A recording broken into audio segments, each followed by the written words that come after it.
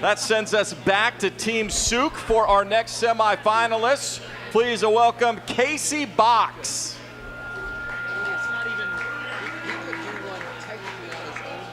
All right, Casey, newcomer this year. Now you're going in the middle. You've seen it. Is it helping, or are you a little more intimidated now after some of the guys have gone? A little of both. You've seen some great performances, and it's warmed me up. I'm ready. All right, well, it's all based on the topic that Annalee will spin the wheel here for you. See what you will have 2 minutes to impress our judges with. Try and get into that top 11. Make sure you're safe for next week. And from Annalee, well, this is wide open. Your topic, the NCAA. Just the NCAA. Casey Box, you have 2 minutes on the clock, and they're all yours. All right, thank you, gentlemen. The NCAA is the most corrupt business structure in the United States. When you are looking at an organization that promotes so proudly that the student comes first and the athlete is second, yet they make billions upon billions, and the idea of paying a student absolutely repulses them, you realize the corruption runs from the top to the bottom. There is absolutely no reason why athletes who sacrifice their bodies, who sacrifice their time, their social lives, in order to excel with the pipe dream of making it to the next level, should see none of the profits that coaches, coordinators, directors, and the presidents of these organizations, these colleges and universities, reap in the millions. You see it year after year, even with the new BCS championship model, with the playoff, the revenue is skyrocketing. The TV deals are enormous, and yet the players going out there, making the product that everyone tunes in to see, are outlawed from seeing it. You've seen some extreme examples with the Dez Bryant, who goes out to a meal with Deion Sanders and is benched for the rest of his season. You see it in other little ways, where there was a volleyball player who washed her car on campus using school water and was disciplined for it.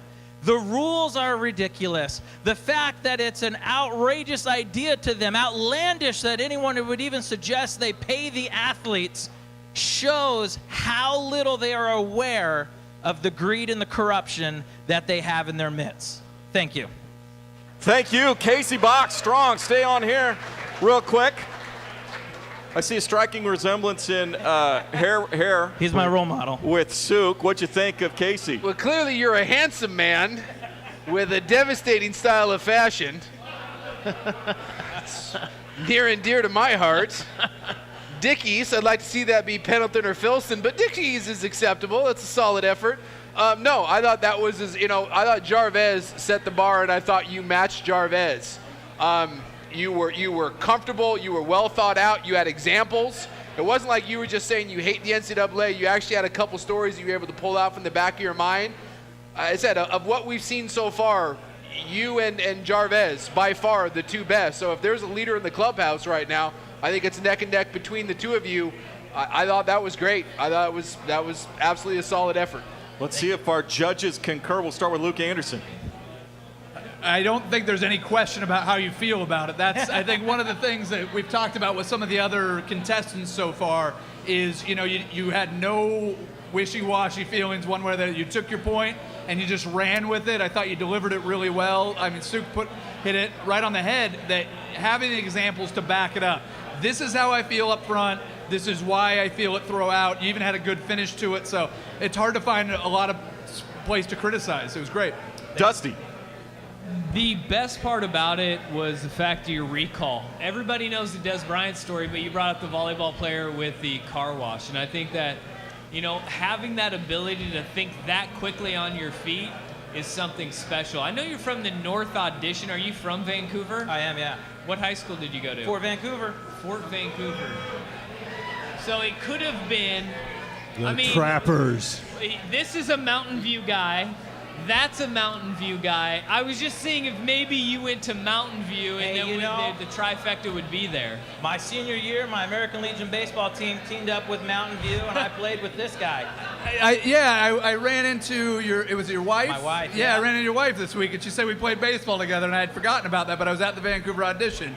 And so I was trying to go through pictures, but that's fantastic. So good to see you're doing well. What if I it thought, was I his thought you mistress? nailed. I thought you nailed it.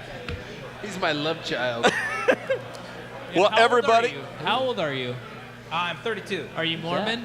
No, I'm not. All right, so you can't be sued. Well done, Casey. Casey Box, everybody.